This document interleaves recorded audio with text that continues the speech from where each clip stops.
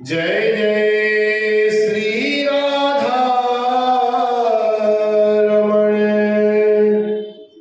जय जय नवल किशोर, जय गोपी चित चोर प्रभु, जय जय माखन चोर, जय जय माखन चोर। बोलो बांके बिहारी लाल की जय, श्री भागवत भगवान की जय। हारा वाले ने लूट लिया दिल मेरा, मुरली वाले ने लूट लिया दिल मेरा, नंद किशोर ने लूट लिया दिल मेरा, लूट लिया दिल मेरा निसैया, लूट लिया दिल मेरा। हारा वाले ने लूट लिया दिल मेरा, मुरली वाले ने मेरा। खुद बेचैन जब जान लगी, तेरा बिच मिल गया गाना। खुद बेचैन जब जान लगी, तेरा बिच मिल गया गाना। सुध बुध में ना भूल गई अपना, सुध बुध में ना भूल गई अपना, दूध भी उड़ गया सारा। हारा वाले ने लूट लिया दिल मेरा, मुरली वाले ने लूट लिया दिल मेरा, नंद किशोर ने लूट लिया दिल मेरा।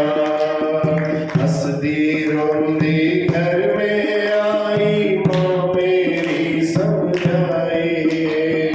हंसदी रोंदी घर में आई, माँ मेरी घबराई। गली मोहल्ले शोर जो मचिया, गली मोहल्ले शोर जो मचिया, सखियों ने पाया घेरा। हारा वाले ने लूट लिया दिल मेरा, मुरली वाले ने लूट लिया दिल मेरा, नंद किशोर ने। माँ मेरी ने वैद्य बुलाया, नबज मेरी दिखलाई। माँ मेरी ने वैद्य बुलाया, नबज मेरी दिखलाई। वैद्य नू भी कुछ समझ न आया, वैद्य नू भी कुछ समझ न आया, रोग वलड़ा मेरा। हारा वाले ने लूट लिया दिल मेरा, मुरली वाले ने लूट लिया दिल, नंद किशोर ने लूट लिया दिल मेरा। दिल की लगी तो दिल ही जाने, प्रीत पराई जाने ना। दिल की लगी तो दिल ही जाने, प्रीत पराई जाने ना। मैं मोहन दी हुई दीवानी, मैं मोहन दी हुई दीवानी, मोहन हो गया मेरा। हारा वाले ने लूट लिया दिल मेरा, मुरली वाले ने लूट लिया दिल मेरा, लूट लिया दिल मेरा निसैया, लूट लिया दिल मेरा। हारा वाले ने लूट लिया दिल मेरा, मुरली वाले ने लूट लिया दिल मेरा, नंद किशोर ने लूट लिया दिल मेरा, मुरली वाले ने लूट लिया दिल मेरा। बुलवा के बिहारी लाल की सच्चिदानंद रूपाय विश्वोत्पत्त्यादि हेतवे तापत्रय विनाशाय श्री कृष्णाय वयं नमः।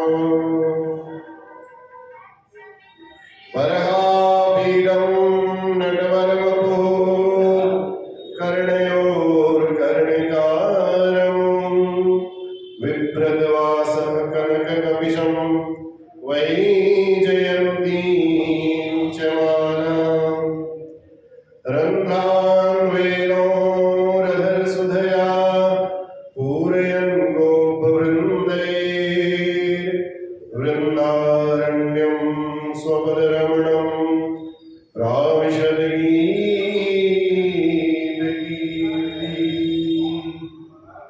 सच्चिदानन्दरूपाय विश्वोत्पत्त्यादि हेतवे तापत्रय विनाशाय श्री कृष्णाय वयं नमः। श्री कृष्णाय वयं नमः। बोलिए श्री भागवत भगवान की आज के आनंद की।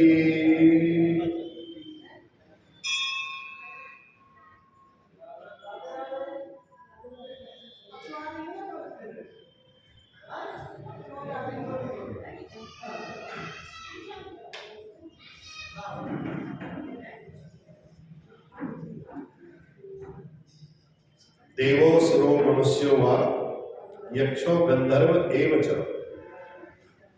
भजन मुकुंद चरणम स्वस्तिमान स्याद यथा वयम।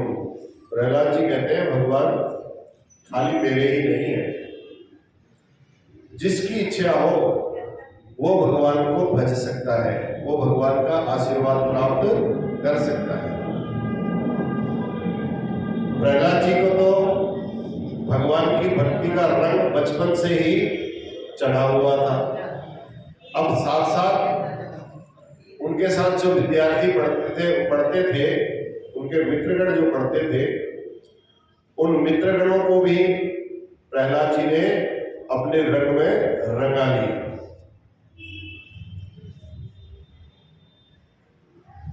अब जब सारे विद्यार्थी झूमकर नाचने लगे, हिरण्यकश्यप ने देखा महाराज ये तो गजब हो गया। संडावर्ग जी गए हिरण्यकश्यप के पास। हिरण्यकश्यप ने जब देखा सारे विद्यार्थी झूम झूम करके नाच रहे हैं, भगवान के भजन करने में, संकीर्तन करने में लगे हुए हैं, कोप के कारण, क्रोध के कारण हिरण्यकश्यप का शरीर कांपने लगा। कोपावेश चलत गात्रः पुत्रम हन्तु मनोदधे। मन में उसने सोच लिया कि आज मैं इस पुत्र का अंतिम संस्कार कर ही दूंगा, अंत कर दूंगा इसका। पुत्रम हन्तु, पुत्र को मार दूंगा। ऐसा संकल्प लेकर के गदा उठाई और हिरण्यकश्यप अपने विद्यालय की ओर चल पड़ा। जब विद्यालय में देखा उसने सारे विद्यार्थी भगवान के भजन में लगे हुए थे, अपनी अपनी मस्ती में नाच रहे थे। हिरण्यकश्यप ने जोर से अट्टहास किया, गर्जा बहुत जोर से। राक्षसों की जब हुंकार सुनी विद्यार्थियों के, अब जो हाथ नाच रहा था, जिसका हाथ सर पे था सर पे था, जिसका कमर पे था कमर पे रह गया। हिरण्यकश्यप को देख करके मूर्तिवत बन गए, स्टैच्यू बन गए। जिसकी जैसी स्थिति थी विद्यार्थियों की, बिल्कुल वैसे के वैसे ही उसके अट्टहास को सुन करके वैसे खड़े हो गए एकदम। अब किसी की हिम्मत नहीं है कि कुछ कोई सीधा हो जाए। अगर सीधा हो तो हिरण्यकश्यप एक थप्पड़ मारे उसके वहीं प्राणांत हो जाए। थर-थर सब बच्चे कांप रहे थे। छोटे छोटे विद्यार्थी जो थे वो प्रहलाद जी की तरफ देख करके चुपचाप इशारा कर रहे थे, अरे भैया कुछ तो करो, तुम्हारे पिताजी ने तो गजब कर दिया, तुमने तो बोला था मैं बैठा हूं, किस बात की चिंता है? जब मेरे प्रभु ने मेरी रक्षा की है भजन कीर्तन करने से, तो तुम्हारी भी रक्षा करेंगे। अब प्रहलाद जी ने पीछे मुड़ करके हिरण्यकश्यप को जब देखा तो हिरण्यकश्यप की आंखें जब लाल पीली हो रही थी, देखा प्रहलाद जी ने अपने पिताजी की ओर देखा, देख करके जैसे ही मुस्कुराने लगे तो पिताजी ने हजारों गालियों की बौछार शुरू कर दी। अब मुस्कुराना भी अच्छा नहीं लग रहा था बेटे का। हे दुर्विनीत, हे मंदात्मन, हे दुर्विनीत मंदात्मन, कुल भेद कराधम, स्तब्धम मच्छासनोद्भूतम, निश्चेत्वाति यमक्षयम, क्रुद्धस्य यस्य कंपन्ते त्रयो लोकाः सहेश्वराः, तस्य मे भीतवन्मूढ शासनम किम बलोत्यगा। अरे दुर्विनीत, हे दुर्विनीत, मंदात्मन, अरे कुलभेदी, अरे नराधम प्रहलाद, दुष्ट प्रहलाद, आज मेरे क्रोध से तुझे कोई बचा नहीं सकता है। मैं क्रोध जब करता हूं तो तीनों लोग कांप उठते हैं, त्रैलोक्य कांप उठता है। तेरी क्या हिम्मत है? तू तो छोटा सा बच्चा है। ऐसा कोई तीनों लोगों में नहीं है जो मेरे क्रोध का सामना कर सके। तुझे पता नहीं होगा, ब्रह्मा जी ने मुझे ऐसे ऐसे वरदान दिए हैं कि उन वरदानों से मैं अमृतत्व को प्राप्त हो गया और मैं अमर हूं, मुझे कोई मार नहीं सकता है। तू किसके बल पर मुझे चुनौती दे रहा है? प्रहलाद जी को कहने लगे। प्रहलाद जी बिल्कुल निर्भीक थे। प्रहलाद जी ने निर्भीक होकर के जवाब दिया, पिताजी न केवलम भवतश्च राजन सवै बलम बलिना चापरेशाम परे वरेमी स्थिर जंगमाये ब्रह्मादयो येन वसम प्रणीता। पिताजी आपको ब्रह्मा जी ने वरदान दिया है ना, ब्रह्मा जी ने आशीर्वाद दिया है ना। मेरे प्रभु तो ब्रह्मा जी को भी आशीर्वाद देते हैं, आप क्या बात करते हो? आपको ब्रह्मा जी ने आशीर्वाद दिया है, लेकिन मैं जिनकी पूजा करता हूं वो ब्रह्मा जी को नित्य आशीर्वाद देते हैं। न केवलम भवतश्च, वो आपको ही नहीं, समस्त चराचर जगत में जितने लोग हैं, सब प्राणी, उन प्राणियों में शक्ति का संचार वो ही करते हैं पिताजी। जो जीवों में बल है, पराक्रम है, वो मेरे प्रभु का दिया हुआ है। भगवान यदि अपना बल खींच लें तो बड़े बड़े देवता सूखे तिनके को भी हिला नहीं सकते, उड़ा भी नहीं सकते। मुंह से आवाज फू करना चाहोगे तो फू भी नहीं हो पाएगी जब भगवान अपनी शक्ति खींच लेंगे। कैसे? परशुराम जी महाराज राम जी को बार बार अपना भरोसा दिखा रहे थे। छोटा समझ रहे थे बालक दोनों भाइयों को। लक्ष्मण जी चिढ़ा रहे थे बार बार, यहाँ कुमड़पतिया को नाई जेहि तर्जनी देखी मर जाई। एक पुष्प होता है, उसमें ऐसे उंगली लगाओ तो थोड़ी देर के लिए मुरझा जाता है, छुई हुई। तो कहा, लक्ष्मण जी कहते हैं आप ऐसे बातें कर रहे हो तो छोटा बच्चा देख करके, हम भी कोई छुई मुई का पौधा नहीं है, यहाँ कुमड़पतिया उसको बोलते हैं, यहाँ कुमड़पतिया।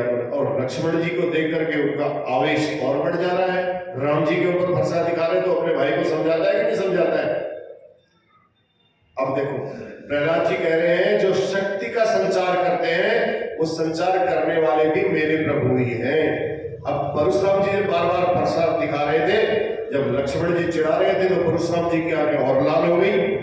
संकल्प और सुदृढ़ हो गया कि अब मैं इस बच्चे को मार ही डालूंगा, परशुराम जी ने सोचा। पर जैसे ही फरसा उठाने का प्रयास किया, ऐसे फरसा उठाया और हाथ ऐसे का ऐसे ही रह गया।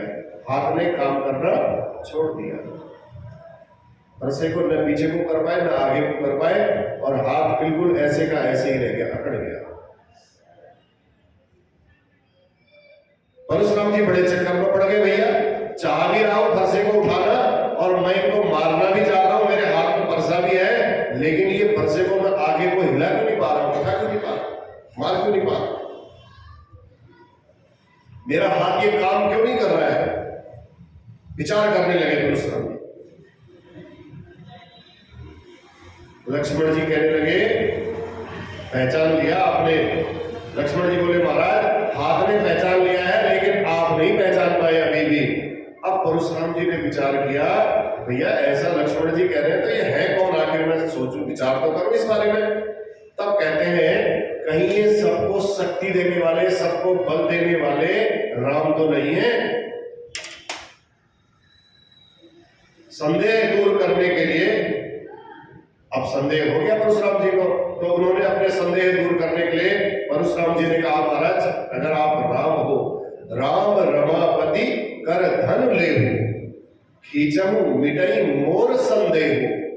मेरे मन में एक संदेह है, अगर आप वास्तव में राम हैं, जो मेरे को बोला गया था कि राम का अवतार होगा इस धराधाम पर, अगर आप वही राम हैं तो आप मेरे इस धनुष पर प्रत्यंचा चढ़ा दो एक बार, मेरा संदेह समाप्त हो जाएगा। परशुराम जी ने बोला राम जी को,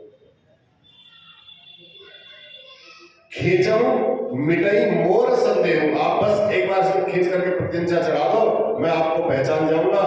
और जैसे ही धनुष देने के लिए परशुराम जी राम जी को आगे बढ़े ना, हाथ ऐसे बढ़ाया तो हाथ से धनुष अपने आप छटक करके भगवान के पास चले गया, देने की भी जरूरत नहीं पड़ी, चुंबक की तरह खींच लिया, एकदम भगवान के हाथों में चले गया। परशुराम आगे बढ़े ही थे, अपने आप जब छूट गया, राम जी के हाथ में जाकर के पहुंचा तो देख करके चक्कर खा गए परशुराम जी, देख चाप आपो ही चली गए, वो तुरंत चले गया। परशुराम मन विस्मय भयो, परशुराम जी के मन में बड़ा आश्चर्य हो गया, ये कैसे हो गया ऐसा। अब परशुराम जी के आश्चर्य का कोई ठिकाना नहीं रहा, मेरा हाथ चैतन्य था और एकदम जड़ कर दिया, मैंने उठाया परसा तब तक सही था, लेकिन जैसे ही मैं मारने के लिए तैयार हुआ तो वैसे ही मेरा हाथ वहीं का वहीं रुक गया, चैतन्य हाथ मेरा एकदम जड़ कैसे हो गया। और दूसरी बात, मैंने जब हाथ से धनुष उठा करके भगवान को देना चाहा तो धनुष अपने आप कैसे चले गया उनके पास। मन में जो शंका थी वो शंका का दूसरी बार में समाधान हो गया। पहली बार उन्होंने सोचा हाथ एकदम रुक गया भैया, चेतन हाथ जड़ बन गया और धनुष स्वयं भगवान के हाथ में चले गया, इसलिए इसका मतलब है ये भगवान राम का इस धराधाम पर अवतार हो गया है। बोलिए राजा रामचंद्र महाराज की। ये प्रभु तो ऐसे हैं जो चेतन कह जड़ करई, जड़ई करई चैतन्य, मूक होई वाचाल, पंगु चढ़ई गिरिवर गहन, मूकम करोति वाचालम पंगुम लंघयते गिरि। भगवान की कृपा हो तो क्या नहीं हो सकता है, गूंगा व्यक्ति भी बोल सकता है, लंगड़ा भी पहाड़ चढ़ सकता है। राम जी कुछ भी चाहे, भगवान कुछ भी चाहे, जड़ को चैतन्य बना दे और चाहे तो चैतन्य को जड़ बना दे। प्रहलाद जी महाराज कहने लगे, सवई बलम बलिना चापरेशाम पिताजी, वह बलवान के भी बलवान है। आप पूछते हो तेरा भगवान कौन है, मेरे को ब्रह्मा जी ने आशीर्वाद दिया है, मैं अमर हूं। जे आपको तो ब्रह्मा जी ने दिया है, मेरे भगवान जी तो आपके ब्रह्मा जी को रोज आशीर्वाद देते हैं। बोल बाके बिहारी लाल की। आप अपने को त्रिलोकी का विजेता मानते हैं, हिरण्यकश्यप को बोलते हैं प्रहलाद जी, पर सबसे पहले आप अपने घर को जीतिए, पहले अपने घर में विजय प्राप्त करनी पड़ेगी, तब तीनों लोगों पर विजय प्राप्त कर सकते हो। महाराजा तुम्हारे भीतर जो शत्रु बैठे हैं, दस्युन पूरा षंड विजित्य लुम पतो मन्यत एके स्वजिता दिशो दश, काम क्रोध लोभ मोह, ये जो हमारे अंदर शत्रु बैठे हैं ना, पहले इन शत्रुओं का नाश करो। क्रोध तो आपका हमेशा आसमान पर पारा चढ़ा रहता है, इच्छाएं आपकी इतनी है तीनों लोगों को मैं विजय प्राप्त कर लूं, लोभ इतना है कि ये पृथ्वी को भी उठा करके आप पाकिस्तान में ले गए मेरे ताऊ जी। काम क्रोध लोभ, पहले इन शत्रुओं से विजय प्राप्त करो अपने मन को, तब जाकर के आप मेरे हरि की आराधना कर सकते हो, तब आप विजेता कहलाओगे। परंतु महाराज आपका क्रोध आता है, क्रोधात् भवति सम्मोह, सम्मोहात् स्मृति विभ्रम, क्रोध के कारण बुद्धि खराब हो जाती है। कभी क्रोध में कोई डिसीजन नहीं लेना चाहिए। स्मृति रंसात् बुद्धिनाशा, बुद्धिनाशा प्रणश्यति, जब बुद्धि का नाश हो जाएगा तो फिर विनाश होना निश्चित है, इसमें कोई दो राय नहीं है। क्रोध में अंधा हुआ था हिरण्यकश्यप, ऊपर से तुमने उपदेश और सुना दिया। अब क्रोधी आदमी को तो उपदेश सुनाओगे, उसके कोप को शांत करना नहीं हुआ, बल्कि उसके क्रोध को और अधिक बढ़ा देना होगा। उपदेशो ही मूर्खाणाम प्रकोपाय न शांतये पयापानम भुजंगानाम केवलम विषवर्धनम। सांप को अगर आप दूध पिलाओगे, सोचोगे कि मेरे पास रोज आता है दूध पीने के लिए, जिस दिन उस दूध पिलाते पिलाते उसका विष बढ़ेगा ही बढ़ेगा और मौका लगेगा वो खुद को डस ही देगा, क्योंकि उसका स्वभाव है। अब क्रोध में लाल होकर के हिरण्यकश्यप ने प्रहलाद को कहा, मूर्ख, तेरे भगवान के पराक्रम को सब जानता हूं मैं, कहां रहता है तेरा भगवान बता। तू कहता है मेरा भगवान यहां है, मेरा भगवान कहां रहता है तेरा भगवान, पहले तेरे भगवान को ही देखता हूं फिर तेरे से निपटूंगा बात में।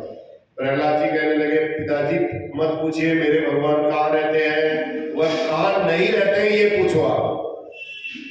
ईशावास्यमिदं सर्वं यत्किंचित जगत्याम जगत, उपनिषद का सूत्र है।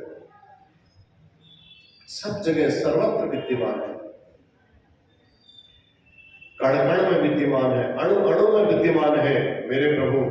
हिरण्यकश्यप ने कहा सर्वत्र है तो क्वासौ यदि स सर्वत्र कस्मात् स्तंभेन दृश्यते, ये खंभा है क्या, इस खंभे में भी तुझे दिखाई दे रहा है। अब हिरण्यकश्यप ने कह दिया जब कण कण में है, अणु अणु में है, तो भैया खंभा भी तो कोई अणु को मिलकर के ही बना हुआ है। तो फिर प्रहलाद जी ने कहा, मैंने बोल दिया पिताजी मेरे प्रभु सर्वत्र है, सब जगह विद्यमान है, इस खंभे में मुझे क्यों नहीं दिखाई दे रहा है। प्रहलाद जी ने कहा, मुझे तो इस खंभे में भी दिखाई दे रहे हैं। बस प्रहलाद ने जब ऐसा बोला तो उसके क्रोध की सीमा रही नहीं, उठाई गदा उसने जोर से घुमा करके मारी उस खंभे में, घड़घड़ घड़घड़ घड़घड़ करके वो खंभा फट गया, टूट गया। और जैसे ही खंभा फटा उसमें नरसिंह भगवान प्रकट हो गए। बोल नरसिंह भगवान की। गगन गड़गड़ानो खंभ फाटो चरचरानो निकसो नरनाहर को, रूप अति भयानक है। गगन गड़गड़ावे दसन जीव लब लबावे, चितमत सरोज मानो अंग जात खानो है। ऐसा भगवान का विकराल स्वरूप नरसिंह भगवान का। इतना भयंकर अट्टहास किया नरसिंह भगवान ने, सारे दैत्य जितने वहां खड़े थे सब बेहोश हो गए, मूर्छित हो गए। हिरण्यकश्यप भी घबरा गया, भैया ये क्या हुआ। मन ही मन में सोचने लगा, मेरे को तो ब्रह्मा जी ने वरदान दिया था शायद।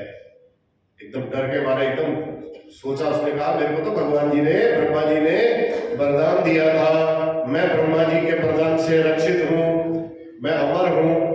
अब अंदर की शक्ति को जागृत करने लगा। जब एक बार नरसिंह भगवान का अट्टहास सुना तो एकदम बेहोश हो गया, वो भी गिरा।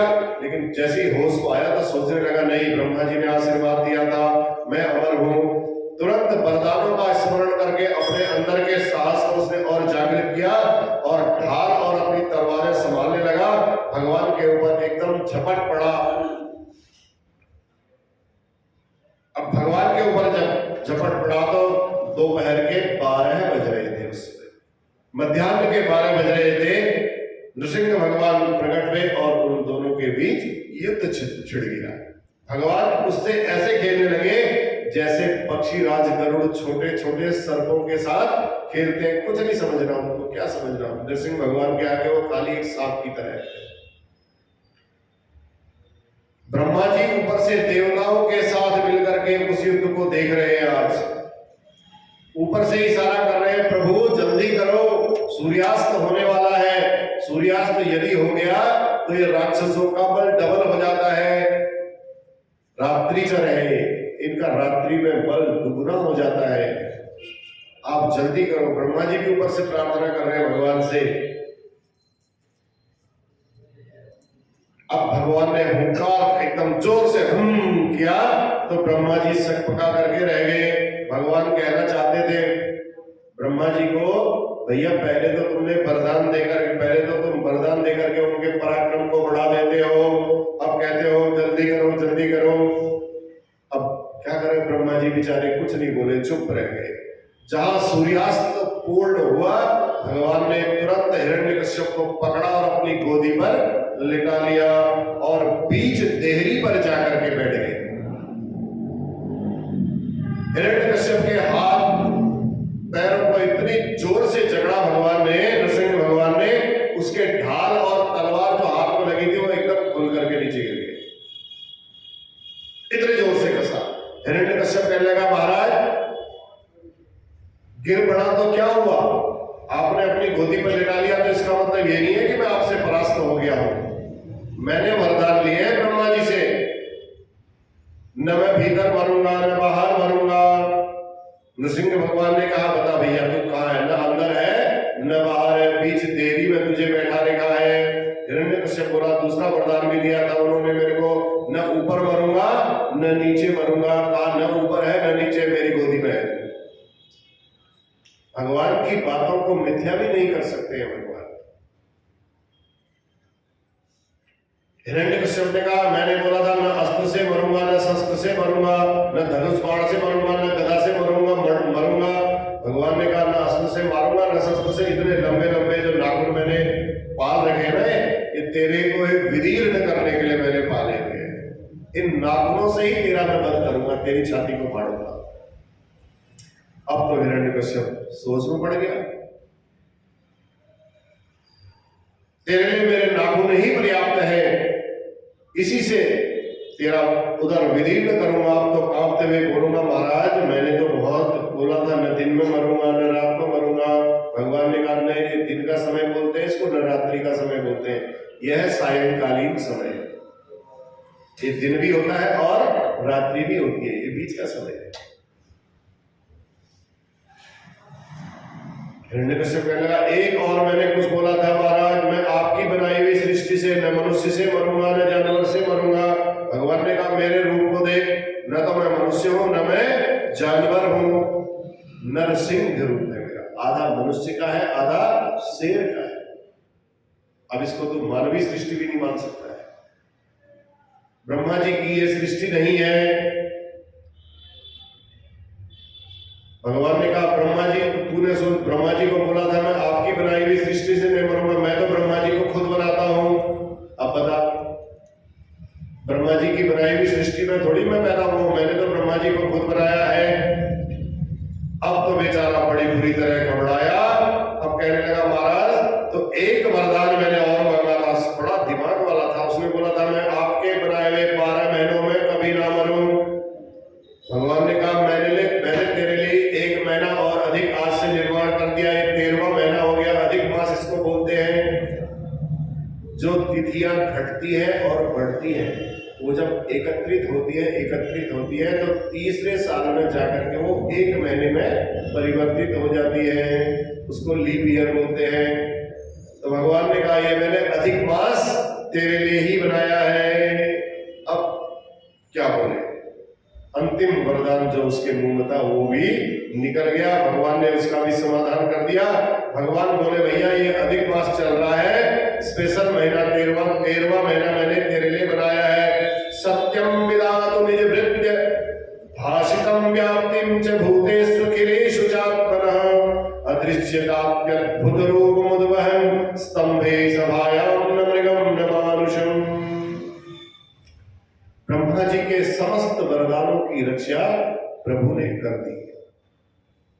मृषा न होय देव ऋषि वाणी, देवताओं की और ऋषियों की वाणी को भगवान कभी झूठा होने नहीं देते, नहीं तो सृष्टि कैसे चलेगी। संकादिकों के साप की रक्षा करने के लिए भगवान इसी रूप में आए थे, और अपने भक्त प्रहलाद के वचन को सत्य करने के लिए आज भगवान ने अद्भुत रूप में प्रकट हो गए, नरसिंह के रूप में प्रकट हुए। अंततो गत्वा भगवान ने वरदानों की रक्षा करके अपने विशाल नख से उसको छाती को उसको लिटा तो रखाई था अपनी गोदी में, उसकी छाती पर लगाया और दोनों छाती उसकी चीर करके अंदर से अंतड़ियां निकाली और अंतड़ियों की माला पहन करके जोर से अट्टहास किया। भगवान ने गरजते हुए बोलने लगे। जब उनका अट्टहास सुना तो देवता लोग थर थर सब कांपने लगे, अरे ये क्या हो गया प्रभु, ये तो और क्रोधित हो गए मारने के बाद, खून से सत लते पते लथपथ बिल्कुल सने हुए एकदम। भगवान का इतना उग्र रूप देख करके देवताओं की हिम्मत नहीं हुई कि उनके आगे जाकर के स्तुति करें प्रभु की। अब ये तो मर ही गया दुष्ट तो, लेकिन भगवान का इतना, नरसिंह भगवान का इतना उग्र रूप देख करके इतना महान कार्य किया है, स्तुति तो करनी चाहिए थी भगवान की देवताओं ने। लेकिन ब्रह्मा जी आए उनके आगे, हाथ जोड़ करके जब आए स्तुति गाने लगे, नमोस्तुनंताय दुरंत शक्तये विचित्र वीर्याय पवित्र कर्मणे विश्वस्य सर्ग स्थिति संयमान गुणेश्वरी लया संदते अभ्यता अभ्ययात्मने। हे प्रभु, आप अनंत शक्ति वाले। ब्रह्मा जी ने बोला, आपके इन पवित्र कार्यों को मैं प्रणाम करता हूँ। इस प्रकार ब्रह्मा जी जब स्तुति कर रहे थे, भगवान ने तुरंत फिर अट्टहास किया जोर से। ब्रह्मा जी बेचारे घबरा करके भाग गए, कहीं पता चले मेरा भी नंबर ना आ जाए। ब्रह्मा जी भी भागे, उनका हंस उड़ता हुआ तुरंत भाग गया वहां से। भोले बाबा नंदी पर बैठ करके आए, चलो मैं स्तुति कर लूं। नृसिंह भगवान ने नंदी की तरफ जब घूर करके देखा, ऐसे नंदी वहीं से भागा, भोले बाबा को लेकर के इधर ही नहीं आने दिया। कहा चलो महाराज, यहाँ माहौल ठीक नहीं है। उनकी भ्रुकुटी टेढ़ी होने मात्र से नंदी जी भाग गए। अब एक एक करके सारे देवतागण भगवान की स्तुति करने के लिए आ रहे थे, लेकिन उनके सामने कोई, उनके क्रोध के आगे कोई टिक नहीं पा रहा था।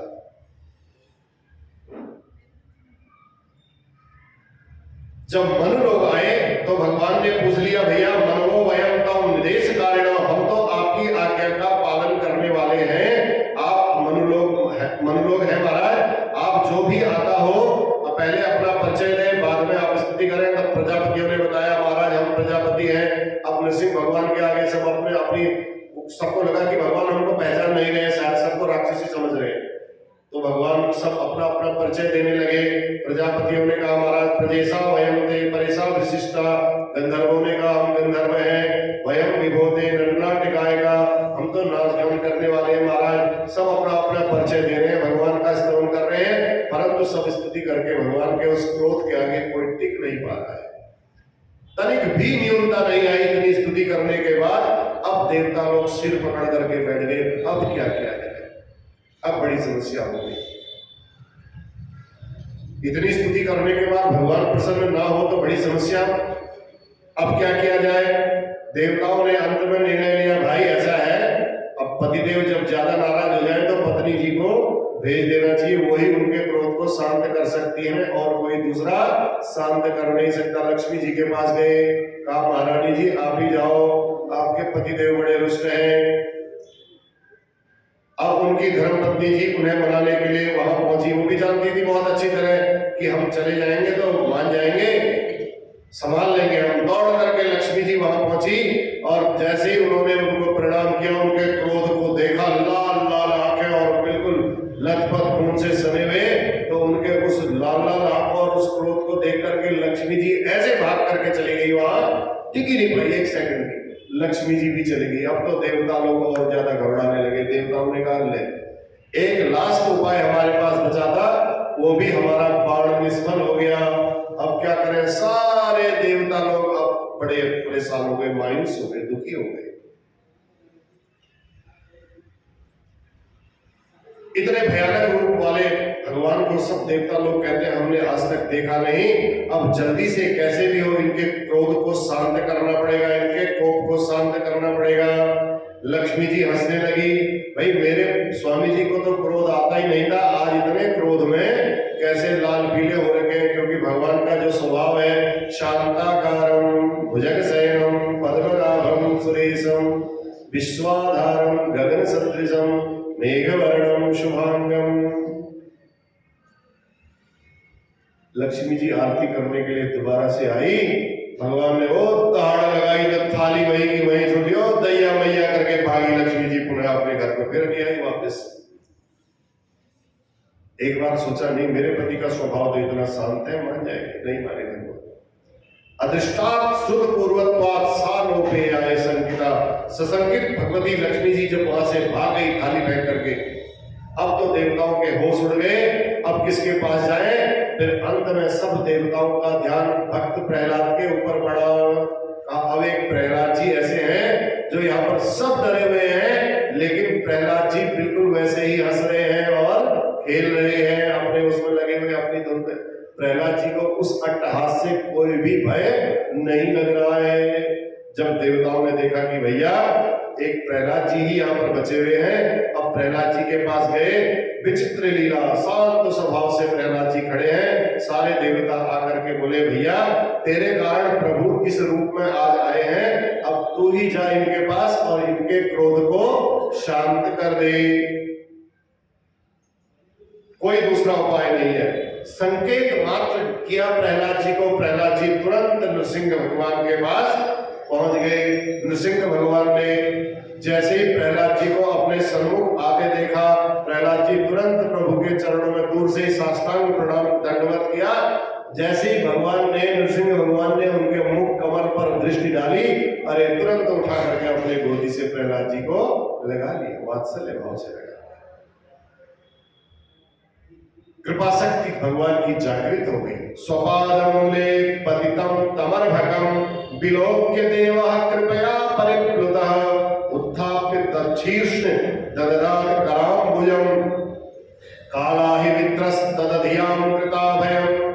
प्रभु ने जहां चरणों में पड़े हुए प्रहलाद को उठा करके तुरंत अपनी गोदी से लगाया, अपने हृदय से लगाया और दोनों भुजाओं से उठा करके ऐसा वात्सल्य प्रभु का उमड़ा कि एक हाथ से बार बार उसके सिर को सहला रहे हैं और अपनी जिह्वा से उसको चाट रहे हैं। इतना वात्सल्य आ गया उस बच्चे को देख करके। जैसे गौ माता अपने तुरंत जन्मे हुए सद्यो जात बछड़े को चाटते रहती है अपने वात्सल्य के कारण। तब भगवान कहते हैं, नृसिंह भगवान कहते हैं प्रहलाद को, प्रहलाद तेरे अंग प्रत्यंग इतने सुकुमार हैं कि छूने में भी डर लगता है, इतना कोमल है तू, लेकिन मेरे कारण तूने बहुत कष्ट उठाया बेटा। तुझे इतने बड़े बड़े पहाड़ों से गिरा दिया, आग में जला दिया, पानी में डुबा दिया, तेरे ऊपर बहुत कष्ट हुए बेटा। इसका कारण, इसका दोष सारा मेरा है, मेरी वजह से तुझे इतना कष्ट उठाना पड़ा। ये बड़ी अभूतपूर्व घटना है। देखो भगवान से सारे भक्त कहते हैं, प्रभु आपने इतना कष्ट किया, आपने मेरे लिए इतना, मेरे ऊपर इतनी कृपा की, मेरा ऐसा हो गया, मेरा वैसा हो गया। आज भगवान भक्त प्रहलाद से कह रहे हैं, प्रहलाद मेरी वजह से आज तुझे इतना कष्ट उठाना पड़ा। बोलिए भक्त वत्सल भगवान की जय। विलंब से आया बेटा मैं, तुझे बहुत कष्ट उठाना पड़ा, इसलिए मेरे अपराध को तू क्षमा कर देना। देखो ऐसे भक्त है, ऐसे भक्त होने चाहिए। हाथ जोड़ करके प्रभु ने क्षमा मांगी। सारे देवी देवताओं ने जब यह दृश्य देखा तो सब बड़े अचंभित रह गए। भैया सारे भक्त लोग भगवान से क्षमा मांगते हैं, आज भगवान भक्त से क्षमा मांग रहे हैं। इस दृश्य को देख करके सारे मुक्त कंठ से भक्त प्रहलाद की सारे देवता लोग प्रशंसा करने लगे। प्रहलाद को देख करके देवता लोग इतने प्रसन्न हो गए, जब स्तुति कर रहे थे तो उस प्रेम से विफल होकर के देवताओं का कंठ भी अवरुद्ध हो गया। नृसिंह भगवान का जब प्रेम देखा, उस प्रेम को देखने के बाद देवताओं ने प्रहलाद जी की जब स्तुति की, स्तुति करने के बाद उनका कंठ अवरुद्ध हो गया। तब भगवान श्री प्रभु के चरणों में प्रहलाद जी ने दंडवत प्रणाम किया और उसके बाद 42 श्लोकों से प्रहलाद जी ने नृसिंह भगवान की स्तुति की। ब्रह्मादयः सुरगणा मुनयोऽथ सिद्धा सत्वैकतानमतयो वचसां प्रवाहैः नाराधितुं पुरुगुणैरधुनापि विप्रुः किं तोष्टुमर्हति समे हरिरुग्रजादे। हे प्रभु, प्रहलाद जी कहते हैं समस्त ब्रह्मादिक देवता, बड़े बड़े सिद्ध मुनि गंधर्व, जो सात्विक देवता लोग हैं, सात्विक देव हैं, वह धारा प्रवाह वैदिक मंत्र बोलते हैं, वेदों की ऋचाओं का उच्चारण करते हैं, आपकी स्तुति गाते हुए चले गए। इतने देवता लोग आए, माता लक्ष्मी जी आई, सबको आपने यहां से भगा दिया। आप उन पर प्रसन्न नहीं हुए, आपके आगे सामने आकर के गीता का पाठ कर दिया, वेद मंत्र सुना दिए। साक्षात माता लक्ष्मी जी आई, वो भी नाराज होकर के, गुस्सा होकर के चली गई। आपका क्रोध शांत नहीं हुआ। हे प्रभु, मेरे मन में, मैं असुर जाति में उत्पन्न हुआ, राक्षस कुल में मैं उत्पन्न हुआ हूं, तमोगुणी हूं, रजोगुणी प्रहलाद आपको कैसे प्रसन्न कर सकता है बताओ? ये मेरी बात समझ में नहीं आ रही, मेरी बात से आप कैसे प्रसन्न हो गए? मैंने आपको प्रणाम किया और आपने मुझे अपने गले से लगा लिया। प्रभु ये बात मेरी समझ में नहीं आई। एक ही मन में आशा है, भक्त्या तुतोष भगवान जगयूथ पायो। प्रहलाद जी सोचने लगे, गजेंद्र ने कौन सी विद्या? भगवान को प्राप्त करने के लिए कोई विद्या की आवश्यकता नहीं है। भगवान को प्राप्त करने के लिए कोई वेद पढ़ने की आवश्यकता नहीं है, केवल भगवान की भक्ति करने की आवश्यकता है। गजेंद्र ने कौन सी शिक्षा प्राप्त की थी? कोई शिक्षा प्राप्त नहीं की। योग्यता, कौन सी योग्यता थी गजेंद्र में? कोई नहीं थी। कौन सा उच्च जाति का उसमें संस्कार था? नहीं था। प्रीति पूर्वक एक पुष्प दल उसने तोड़ा और भगवान को अर्पण किया। भगवान तुरंत भागे तो आए, उसको दौड़े दौड़े चले आए। इसी आशा से, हे प्रभु मैं भी आज आपका स्तवन कर रहा हूं, क्योंकि आपको कोई गुणों से प्रभावित नहीं कर सकता है। मेरे अंदर सात्विक गुण है, मैं बिल्कुल लहसुन प्याज भी नहीं खाता हूँ, मैं बिल्कुल 24 घंटे निर्जला रह करके आपका व्रत करता हूँ, आपकी पूजा करता हूँ। इन गुणों से कोई आपको प्रभावित नहीं कर सकता है प्रभु। उसका उदाहरण मैं तो बहुत तामसिक आदमी हूं, राजाओं के यहां पला हुआ हूं, राजा था मेरे पिताजी हिरण्यकश्यप, रजोगुण है मेरे अंदर, लेकिन आप मेरे से इतना प्रसन्न हो गए, ऐसा सुनकर के मेरा कंठ अवरुद्ध हो जाता है। तो आप भक्ति के द्वारा प्रसन्न होते हैं। हे प्रभु, भक्त जो आपको समर्पित करता है आप उसको एकदम स्वीकार कर लेते हैं। जैसे कोई प्रतिबिंब को, दर्पण को, प्रतिबिंब माने दर्पण, प्रतिबिंब को सजाना चाहे तो क्या करेगा? आप दर्पण को सजाएगा तो ऐसे तो दर्पण सजेगा नहीं। प्रतिबिंब को सजाना होगा तो अपने बिंब को पहले सजाना पड़ेगा। आप सज धज के जाओगे, सामने प्रतिबिंब में देखोगे तो प्रतिबिंब भी सजा हुआ आपको दिखाई देगा, वैसी मूर्ति आपको सामने दिखाई देगी। चाहते आप माथे पर तिलक लगा हो, बढ़िया आपने श्रृंगार किया हुआ हो, अगर शीशे को करोगे तो आप नहीं सज पाओगे, शीशा ही शीशा सजेगा। अगर आप सज के जाओगे तो शीशा भी सुंदर दिखाई देगा, आप भी सुंदर दिखाई दोगे। बिंब और प्रतिबिंब। तो कहने का भाव है, बिंब सजाए बिना प्रतिबिंब नहीं सज सकता है। बिंब को बहुत जरूरी है सजाना। इसी प्रकार ये जीव प्रतिबिंब है और परमात्मा है बिंब। परमात्मा को आप जो भी अर्पण करते हो, जो भी चीज भगवान को देते हो, सतहस्त समाहारो। आप भगवान को एक हाथ से देते हो तो भगवान आपको 1000 हाथों से देने का प्रयत्न करते हैं, क्योंकि बिंब को सजाओगे तो प्रतिबिंब अपने आप सज जाएगा। बिंब है भगवान। भगवान को आप देते रहो तो आपके अंदर भरपूर सामग्री आपके पास आती रहेगी। वो परछाई, आप भगवान की परछाई है। हम और आप सब भगवान की परछाई है। तो परमात्मा को जो वस्तु दी जाएगी वह प्रतिबिंब रूपी जीवात्मा को स्वतः ही प्राप्त हो जाएगी। तो इस प्रकार प्रतिमुखस्य यथा मुखस्त्री, प्रभु आप कितने भी भयानक बन जाइए, अहम न बिभेमि। प्रहलाद जी कहते हैं मैं कैसे डर सकता हूं आपसे, बताओ। सारे देवताओं को भी तो इसी बात का आश्चर्य हुआ। इसका उत्तर प्रहलाद जी ने दिया, आपकी भयानकता से मैं बिल्कुल नहीं डरता हूं। कैसे? नाहम विवेक जितादेवी भयानकस्य। आपके इस भयानक स्वरूप को देख करके मैं नहीं डरा। भगवान बोले भैया क्यों नहीं डरे तुम, क्यों डर नहीं लग रहा तुमको? प्रहलाद जी कहते हैं प्रभु आप इतने बड़े महान, बताओ आप मेरे से ऐसा पूछ रहे क्यों नहीं डरा? सिंह जब जंगल में गर्जना करता है, बड़े बड़े हिरनियों के गर्भ भी गिर जाते हैं, लेकिन सिंह का बच्चा होता है उसकी गर्जना को देख करके डरता नहीं, बल्कि और उसके ऊपर उछल करके कूदता है। तो आप तो मेरे परम पिता हो, मैं तो आपका बच्चा हूं, आप गर्जना कर रहे हो, करो जिसके लिए कर रहे हो। आप, मुझे तो पता है आप मुझे थोड़ी मारोगे, मैं तो आपके ऊपर उछल करके और खेल कूद कर रहा हूं, इसलिए अहम न विभेमि, मैं नहीं डरता हूं महाराज आपसे। भगवान कहने लगे क्या बहुत अच्छा। प्रहलाद की बातों को सुनकर के भगवान नरसिंह भगवान बड़े प्रसन्न हो गए और भगवान से कहने लगे, प्रहलाद जी कहते हैं आपने बड़ा विचित्र रूप मेरे लिए बनाया है प्रभु, तो आप, मुझे एक आश्चर्य होता है, मैं रजोगुणी और तमोगुणी असुर हूं, आपकी कृपा, आपने ऐसी कृपा अपने बेटे ब्रह्मा जी पर भी नहीं की जितनी कृपा आज आपने मेरे ऊपर कर दी है। मुझे इस बात का बड़ा आश्चर्य है। ब्रह्मा जी, अपना बेटा तो सबसे प्रिय होता है, लेकिन आपने ब्रह्मा जी के ऊपर भी ये इतनी कृपा नहीं की जितनी कृपा आपने मेरे ऊपर की है। आपने मुझे अपनी गोद में लेकर के इतना प्यार दिया, इतना दुलार दिया। आपकी सौभाग्य जो पत्नी लक्ष्मी जी है, सौभाग्यवती लक्ष्मी जी, उनको तक इतना दुलार प्राप्त नहीं हुआ होगा प्रभु, जो किसी को प्राप्त नहीं हुआ, वो आपने इस असुर को सौभाग्य प्राप्त करा दिया।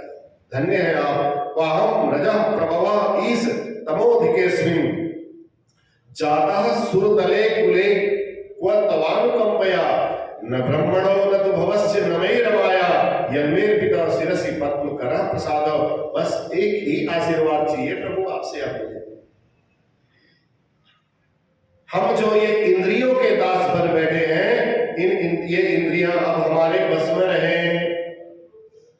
बहु पत्नियों के बीच में जैसे पति की विडंबना होती है, ऐसे ही इंद्रियों के बीच में हम जीव की विडंबना हो रही है प्रभु। बह्व्य सपत्न्य इव गेह पतिम लुनन्ति, ये जितने इंद्रिय जन्य सुख हैं, ये तो खाली खुजली के समान सुखदायक होते हैं। शरीर पर कहीं खुजली हो जाती है तो खुजाते समय थोड़ा सा अच्छा महसूस होता है, लेकिन खुजाते खुजाते लाल हो जाता है, फिर वो घाव बन जाता है, वो दुखदायी होता है, पीड़ादायक हो जाता है, उसका अंत पीड़ादायक होता है। आपको कंडू ये लिखा है, यनो मैथुनादि गृह में यदि सुखम है तुच्छम कंडू यनेन करयो रिव दुख दुखम। खुजलाने के बाद जो घाव बन जाता है वो अंत में बड़ा दुखदायी होता है। इसलिए ये संसार के समस्त विषय ऐसे ही है, उस खुजली के समान है। रसगुल्ला खाने में तो बहुत अच्छा लगता है। अब शुगर की बीमारी में देखा, बड़ा अच्छा सफेद सफेद बढ़िया वाला आया है, बंगाली वाला, 2-4 घटक गए, अब भैया शुगर हो गई हाई, प्रॉब्लम हो गई, बढ़ गई, तो फिर क्या होगा? अब रसगुल्ले और एक और ले लो आप, अब रसगुल्ले से भी नफरत होने लग जाती है। तो ये विषयी सुख जो है ये कुछ समय के लिए अच्छे लगते हैं, उसका अंत बुरा होता है। तो इस यही स्थिति अजितेंद्रिय लोगों की है, जिनकी इंद्रियां बस में नहीं है, उनको ऐसा ही कष्ट उठाना पड़ता है। इसलिए मौन व्रत, स्वाध्याय, तप, जप आदि ये जितने भी मोक्ष के साधन हैं, वह पेट के साधन बन करके रह जाते हैं। पेट के साधन हमेशा ही नहीं बन सकते जब तक भगवान की कृपा आप पर न हो जाए। इस प्रकार से प्रहलाद जी ने भगवान की बड़ी अद्भुत स्तुति की, भगवान ने प्रसन्न हो गए। अब भगवान, देखो बताया था आपको, भगवान जब आते हैं तो बिना दिए जाते भी नहीं, ये भी भगवान की एक सबसे बड़ी विशेषता है। भगवान जब प्रसन्न हो जाते हैं तो फिर कहते हैं बेटा अब तेरे को मैं क्या दूं, तो क्या चाहते हो बताओ, अपने आप बोल देते हैं। आज प्रहलाद जी से भी भगवान ने बोला बेटा तू क्या मांगेगा, क्या चाहिए तुझे बता, खुशी खुशी बोल दे जो तेरी इच्छा है। अगर तू मांगेगा तो मुझे बहुत प्रसन्नता होगी, बहुत खुशी होगी। प्रहलाद जी को लगा कि भैया मांगना प्रभु से क्या है, जब प्रभु सामने है तो मांगने की कोई आवश्यकता नहीं है। तो प्रहलाद जी कहने लगे प्रभु मुझे कुछ नहीं चाहिए, केवल आपकी भक्ति चाहिए। भगवान ने कहा अब तो मैं इतना बड़ा तेरे सामने में खड़ा हूं, अब तुझे भक्ति की क्या आवश्यकता है, मांग ले बेटा, कुछ तो मांग ले। अब मैं आया हूं, कुछ बोल रहा हूं, मांगेगा तो मुझे भी बड़ी खुशी होगी। प्रहलाद जी ने कहा निष्काम होना तो चाहता हूं महाराज, लेकिन अब मेरे को कुछ नहीं चाहिए, कुछ नहीं चाहिए कहने में कहीं अभिमान ना आ जाए निष्कामता का। मैं तो कुछ लेता ही नहीं हूं, पैसों को हाथ ही नहीं लगाता हूं, ये भी तो एक अहंकार हो जाता है आदमी के अंदर। प्रहलाद जी को लगा कि कहीं निष्कामता का अहंकार ना आ जाए मेरे अंदर। कितनी अच्छी बात प्रहलाद जी ने मांगी। कहा प्रभु कोई महापुरुष आपको कुछ देवे, बार बार आप उसको बोलो नहीं मुझे ये नहीं चाहिए, नहीं मुझे ये नहीं चाहिए, ये भी ठीक नहीं है। इसलिए प्रहलाद जी ने कहा मांगने से यदि आप प्रसन्न हो जाते हैं प्रभु, तो एक वरदान आप मुझे दे दीजिए, मैं यही मांगना चाहता हूं कि जीवन में कभी कुछ मांगू ही नहीं। बोलवा के बिहारी लाल की, जीवन में कुछ मांगने की इच्छा पैदा ही ना हो मेरे अंदर। ये वरदान दे जाओ मेरे को, आप देना ही चाहते हो तो। यदि राशि में कामान बरास्तम बरदर्शव कामानाम भृत्य संरोहम भवतस्तु वृणे वरम। प्रभु बड़े गदगद हो गए, प्रसन्न हो गए भगवान ने जब उसकी वाणी सुनी। अब भगवान ने कहा भैया तेरा जैसा निष्काम भक्त होना बहुत कठिन है। ध्रुव ने तो राज्य मांगा फिर भी, लेकिन ध्रुव से ज्यादा भक्ति प्रहलाद की श्रेष्ठ है। भगवान से कुछ भी नहीं मांगा, निष्काम भक्ति। भगवान ने कहा भैया तेरा जैसा निष्काम भक्त हमने नहीं देखा, ऐसा भक्त होना बहुत कठिन है। पर तू मांग नहीं सकता है तो मैं भी तो यहाँ आया हूं, बिना दिए मैं भी रह नहीं सकता हूं। आया हूं तो कुछ न कुछ दे करके जाऊंगा। चल बैठ जा अपने पिताजी के सिंहासन पर बैठ, क्योंकि तेरे पिताजी को तो मैंने राधे राधे कर दिया है, राम नाम सत्य कर दिया है। जब तक तू अपने पिताजी के सिंहासन पर बैठ और एक मनवंतर पर्यंत राज्य करना, सुबह शुभ कर्मों को भोग करके फिर उसके बाद मेरा आशीर्वाद है, तू हमेशा के लिए मेरा नित्य पार्षद बन जाएगा। जो भगवान के पार्षद आते हैं ना कभी कभी राक्षसों से लड़ने के लिए, तूने उसके प्राण कैसे हर लिए, वो तो भगवान का भजन करता था, वो भगवान के नित्य पार्षद होते। तो प्रहलाद जी को भी भगवान ने आशीर्वाद दिया, एक मनवंतर तक तू राज्य कर और उसके बाद तू मेरे धाम में आ जाएगा और नित्य पार्षद बन जाएगा मेरा। बोल प्रहलाद भक्त प्रहलाद की। अब प्रहलाद जी के मन में आई बात, प्रहलाद जी बोले प्रभु यदि पद दे ही रहे हो तो इसके साथ साथ एक बार और दे दो। आप पद जब आपने दिया है तो एक बार और दे दो। अब ये मेरे पिताजी जो पड़े हैं, मेरे पिताजी का जो शव पड़ा है प्रभु, इनकी भी परम गति हो जाए, अच्छा रहेगा। अब इनकी दुर्गति होगी तो मैं पुत्र हूं उनका, मुझे अच्छा नहीं लगेगा। कितने सात्विक थे प्रहलाद जी, कितने सात्विक थे। उनकी अधोगति नहीं होनी चाहिए प्रभु, मेरे पिताजी को परम गति प्राप्त हो, इन पर आपकी दिव्य कृपा हो। भगवान गदगद होकर के कह रहे हैं प्रहलाद बेटा, जिस कुल में तेरा जैसा बेटा पैदा हो ना, जिस कुल में तेरा जैसा बेटा उत्पन्न हो, ऐसा भागवत ऐसा भक्त जब जिस कुल में जन्म लेता है उस कुल की तो 21 पीढ़ियां पूरी कर जाती है। बेटा तू अपने पिताजी की बात कर रहा है, तूने 21 पीढ़ियों का तरण तारण कर दिया है। बोलो बाके बिहारी लाल की। अब वैसे भी तेरे पिताजी ने मेरी गोद में शरीर का त्याग किया है। अब जो भगवान के हाथों से ही मरेगा, भगवान तो उसको अधोगति देते ही नहीं है, उसकी तो मुक्ति ही करते हैं भगवान, चाहे कोई भी हो। तो इसकी इनकी तो किसी प्रकार से अधोगति हो ही नहीं सकती है। अब ठीक है बेटा, अब तू जा अपने पिताजी का सारा जितना भी अंतिम संस्कार है उस अंतिम संस्कार को तुम करो। भगवान ने अंतिम संस्कार किया, क्या थी?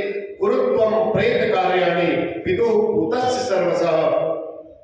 जैसे ही प्रहलाद जी अपने पिताजी का प्रेत कर्म करने के लिए बढ़े, ब्रह्मा जी तुरंत प्रकट होकर के प्रणाम करके भगवान की दिव्य स्तुति करने लगे। अब भगवान जी का क्रोध शांत हो गया। अब आए ब्रह्मा जी, पहले तो डर के मारे आए नहीं, अब देखा भगवान जी बहुत प्रसन्न हो गए, नरसिंह भगवान। तब भगवान की दिव्य स्तुति की ब्रह्मा जी ने। दृष्टिया देनेगा पापो लोक संतापनो असुरः। हे प्रभु, यह सारे लोग को संताप देने वाले असुर को मार करके आपने हमारे ऊपर बहुत बड़ा उपकार किया है, कृपा की है, अनुग्रह किया है प्रभु। ब्रह्मा भगवान ने ब्रह्मा जी को देखा, एकदम नरसिंह भगवान टेढ़े हो गए। नरसिंह भगवान ने डांटते हुए ब्रह्मा जी को कहा, खबरदार, आज के बाद अगर तूने ऐसे किसी को वरदान दिया तो तेरी भी क्लास ली जाएगी। फिर ब्रह्मा जी को डांटा भगवान ने, कहा आपने आज के बाद जब भी वरदान देना हो बहुत सोच समझ करके वरदान देना।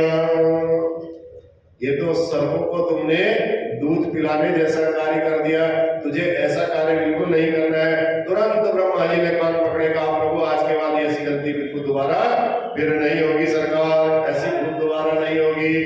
तब सुखदेव भगवान कहते हैं, परीक्षित अब तुम ही बताओ कौन कहेगा भगवान पक्षपाती है। हमारा प्रश्न चल रहा था, भगवान पक्षपाती हैं तो भगवान को क्या कहा जाता है? सबके ऊपर कृपा करने वाला क्यों कहा जाता है? तो आज सुखदेव महाराज ने बताया कि भगवान बिल्कुल पक्षपाती नहीं है। जो भगवान की भक्ति करेगा भगवान उसके ऊपर प्रसन्न होंगे ही होंगे। समदर्शी मोहि सब कह सबको सेवक प्रिय अनन्य गति जो जिस भाव से भजता है मैं उसको उसी भाव से प्राप्त होता हूँ। ये यथा माम प्रपद्यन्ते तास तथैव भजाम्यहम्। क्योंकि पिता के लिए तो सभी पुत्र बराबर होते हैं, कोई छोटा नहीं कोई बड़ा नहीं, लेकिन जो दिन रात सेवा करता है ना उसके प्रति थोड़ा सा ममत्व का भाव ज्यादा हो जाता है। होता इतना ही है, भाग में कोई अंतर नहीं होता है। उसके बेटे 2 हैं तो 2 ही रहेंगे, 3 हैं तो 3 ही रहेंगे, लेकिन जो सेवा ज्यादा करता है उससे प्यार थोड़ा सा ज्यादा हो जाता है, उससे विशेष प्रीति हो जाती है। तो इस ऐसे ही अमृतस्य पुत्राः, हम सब परम पिता की संतान हैं जो दिन रात भगवत सेवा में प्रहलाद की तरह समर्पित है। इसलिए भगवान प्रहलाद जी पर थोड़ा कृपा ज्यादा कर दी भगवान ने, तुरंत आ गए भगवान। ऐसा ही होता है ना, माता पिता की सेवा जो ज्यादा करता है माता पिता उसको ज्यादा थोड़ा आशीर्वाद पीठ ज्यादा थपथपा देते हैं, उसको जल्दी थपथपा देते हैं।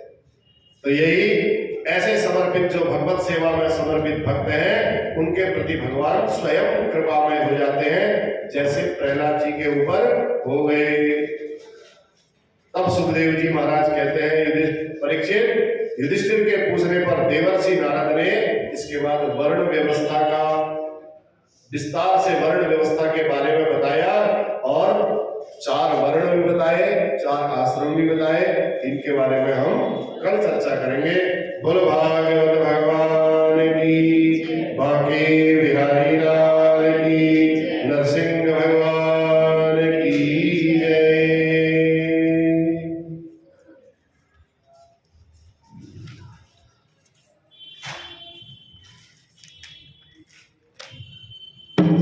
श्री भागवत